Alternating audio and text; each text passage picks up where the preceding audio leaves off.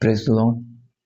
आज के वचन में मैं आप सबों को स्वागत करता हूँ और आज की वचन में आपको मैं बताऊंगा कि हम निरंतर प्रार्थना करेंगे, निरंतर प्रार्थना कैसे कर सकते हैं। और आज के वचन के लिए हालेलुया,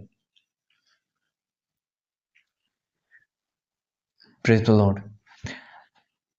आज के वचन में मैं आप सबों को स्वागत करता हूँ और आज के वचन के लिए हम देखेंगे लूका लिखित सुसमाचार उसका चैप्टर 18 और वर्स 8 को। उससे पहले हम जाएंगे वर्स 5 को, उसके बाद 8 को हम जाएंगे। तो भी यह विधवा मुझे सताती रहती है, इसलिए मैं उसका न्याय चुकाऊंगा। कहीं ऐसा ना हो कि घड़ी घड़ी आकर अंत को मेरे नाक में दम करे। निरंतर प्रार्थना, वचन कहता है हमें निरंतर प्रार्थना करना चाहिए। हम निरंतर प्रार्थना करेंगे क्योंकि प्रार्थना एक ऐसे विषय है जो परमेश्वर के मन को बदल सकता है। प्रार्थना एक ऐसी हथियार है जो आपकी परिस्थिति को बदल सकता है। प्रार्थना एक ऐसा हथियार है जो आपके परिवार को बदल सकता है। जो परमेश्वर बड़े बड़े काम करता है प्रार्थना के द्वारा। आप परमेश्वर की मन को आप बदल सकते हो प्रार्थना के द्वारा।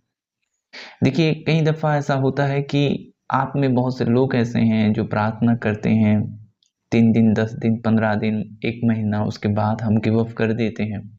प्रार्थना करने के लिए हमें इंटरेस्ट नहीं होता, प्रार्थना करने के लिए हमें इच्छा प्रकट नहीं होती, उसके बाद हम प्रार्थना में बैठ नहीं पाते, वचन में बैठ नहीं पाते। क्योंकि उस समय में हम बाहरी तौर तरीकों से इतना घुल मिल जाते हैं कि आत्मिक दुनिया में आने के लिए हमें शरीर और अलाउ नहीं करता, हमारा डिज़ायर आड़ में आ जाता है और हम प्रार्थना में बहुत बार बैठ नहीं पाते, बहुत समय दे नहीं पाते। और कई दफ़ा ऐसा होता है कि एक प्रार्थना को हम मांगते हैं और उस प्रार्थना सुनी नहीं जाती, इसलिए हमें दुःख होता है और उस प्रार्थना को छोड़ना हम बंद कर देते हैं। लेकिन आज वचन से हम ये सीखेंगे कि निरंतर प्रार्थना, हियाव ना छोड़ने वाली प्रार्थना। चाहे एक दिन परमेश्वर वो उस प्रार्थना को नहीं दे रहा है, दूसरा दिन वो नहीं दे रहा है, तीसरा दिन नहीं दे रहा है, चौथा दिन उस प्रार्थना की सुनी नहीं हो रही है, 5वां दिन उसकी प्रार्थना सुनी नहीं हो रही है। 1 महीना लग गया, 2 महीना लग गया, छठे महीना लग गया, कोई बात नहीं। परमेश्वर हर एक विषय को जानता है। क्या वो आपकी प्रार्थना को नहीं सुन रहा है? सुन रहा है, लेकिन वो प्रॉपर टाइम को इंतज़ार में है कि वो उस प्रार्थना का वो उत्तर दे जो एक्चुअल टाइम में आएगा। और इसमें हम चूक जाते हैं कि हम परमेश्वर से बातें करना, परमेश्वर से उस प्रार्थना को, विनती को लाना हम छोड़ देते हैं। एक औरत ऐसी औरत थी जो विधवा थी और ऐसे व्यक्ति के पास गया कि जो ना तो परमेश्वर की भय खाता है, ना किसी से डरता है, फिर भी वो बार-बार जाता है और उसको कहता है कि मेरा न्याय चुका दे। क्या वो औरत नहीं जानती थी कि इस किस टाइप का इंसान है? वो तो परमेश्वर से भी भय नहीं करता। फिर भी वो औरत जाता था, बार-बार वो अपने न्याय के लिए वो कहता था और विवश में आकर उस राजा को सुनना पड़ा, उस व्यक्ति को सुनना पड़ा। नहीं तो वो सोचा कि बार-बार आके मेरे नाक में ये दम कर रहा है और इसका न्याय मैं चुकाऊँ। वो खुद में भी कहने लगा कि मैं तो किसी से भय नहीं करता, परमेश्वर से भी नहीं डरता, और फिर भी ये औरत आ रही है और बार-बार मुझे परेशान कर रही है। एक ऐसी व्यक्ति, एक जो किसी को डरता नहीं था, वो व्यक्ति अगर किसी का न्याय करता है, किसी का सुनता है, तो हमारा परमेश्वर क्या नहीं सुनता? हर एक बातों का वो सुनता है आपका। पता है, हर एक बातों का वो सुनता है आपका। लेकिन कई दफ़ा ऐसा होता है कि हम उस प्रार्थना को जल्दी में नहीं पाते, इसलिए हम क्या करते हैं, उस प्रार्थना में गिव अप कर देते हैं। दानियेल जब प्रार्थना करने बैठा, उसकी प्रार्थना सुनी गई थी, लेकिन जब आंसर आया तो क्या हुआ कि लेट लगा। किस लिए? कि जो स्वर्गदूत था, वो जो आंसर ला रहा था, जिब्राइल, उसको किसमें लड़ना पड़ा कि शैतान से लड़ना पड़ा, शैतानों से, दूतों से लड़ना पड़ा, इसलिए वो लेट लग गया। कई दफ़ा हमारा प्रार्थना सुनी जाती है और हमें आंसर आने में बहुत समय लगता है। शैतान नहीं चाहता कि आपको परमेश्वर की आवाज़ को सुनाई दे, कि आप सत्य को जानें, कि आप एक ऐसे परमेश्वर को जानें जो आपको प्रेम करता है, आपको जीवन दिया है, आपके हर एक ख़्याल, आपके हर एक ज़रूरतों को वो पूरा करता है।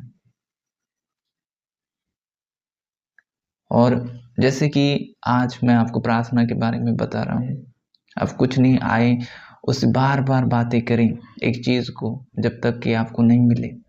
हो सके तो एक पेन और एक पेपर में लिख लें आपकी प्रार्थना निवेदन को जब परमेश्वर के निकट में आए, और जब एक-एक बार जो पूरी हुई उसको आप राइट मारें, तो आप जान पाएँगे कि आपका परमेश्वर कितना भला है। और जो वर्स 8 को पढ़ा, मैं तुमसे कहता हूँ, वह तुरंत उनका न्याय चुकाएगा, तो भी मनुष्य का पुत्र जब आएगा तो क्या वह पृथ्वी पर विश्वास पाएगा। मैं थोड़ा-सा नीचे जाऊँगा कि मनुष्य के पुत्र के बारे में बताऊँगा, जो विश्वास वो चाहता है आपसे। अगर आप मसीह हैं, अगर आप प्रभु यीशु मसीह को जानते हैं, क्या आप भी अभी उसकी खराई पर बने हैं? अभी क्या उस पर आप विश्वास योग्य खड़े हैं कि जब वो आए, वो खुश हो आपके ऊपर? क्या हम कि ऐसे विश्वासी हैं कि जो नाम के रहते हैं, कि ऐसे विश्वासी हैं जो सिर्फ़ मुँह में मसीह का नाम रहता है और दिल में नहीं रहता? परमेश्वर हमारा प्रार्थना सुनता है, परमेश्वर प्रार्थना का उत्तर भी देता है। लेकिन जब प्रार्थना का इंसान मिल जाता है, प्रार्थना का उत्तर मिल जाता है, तब हम परमेश्वर को भूल जाते हैं। जैसे मैं पहले बताया कि आपको याद बाँधना, प्रार्थना नहीं छोड़ना है। एक बात ये हो गया, और दूसरी बात, जब आप प्रार्थना करो पूरा हो चुका हो, कई दफ़ा कई लोग आप में ऐसे होंगे जो परमेश्वर को भूल चुके होंगे। परमेश्वर वही नहीं चाहता। प्रभु ये चाहता है कि आप विश्वास से बने रहें जब तक उसका पुत्र आएगा, जब हमारा प्रभु यीशु मसीह आएगा। हम क्या उसके वचन पर चले हैं? क्या हम जैसा वो चाहता है वैसे बन पाए हैं? वैसे हमें बनना है, विश्वास योग्य। प्रभु इस वचन से, आज के वचन से आपको आशीष करे। आइए मैं आपके लिए प्रार्थना करूँगा कि आप हियाव ना छोड़ें, प्रार्थना में जीवन बिताएँ। आप मसीह के आने तक विश्वास योग्य बने रहें। पिता, मैं आपके लोगों के लिए दुआ करता हूँ खुदावंद, प्यारे प्रभु, उनको आप बल दें खुदावंद, प्रार्थना ना छोड़ने की ऐसे मन दे खुदावंद, आपकी ओर उनकी आँखें लगे रहे। प्यारे पिता, होने दे खुदावंद, विश्वास योग्य पाए जाएँ खुदा। प्रभु जी, सब कुछ आपने प्रभु जी हमारे लिए बनाया है खुदा। कई दफ़ा ऐसा होता है कि प्रभु इस जगत की माहौल में इतना घुस जाते हैं खुदा, कि प्रभु आपको भूल जाते हैं प्यारे पिता।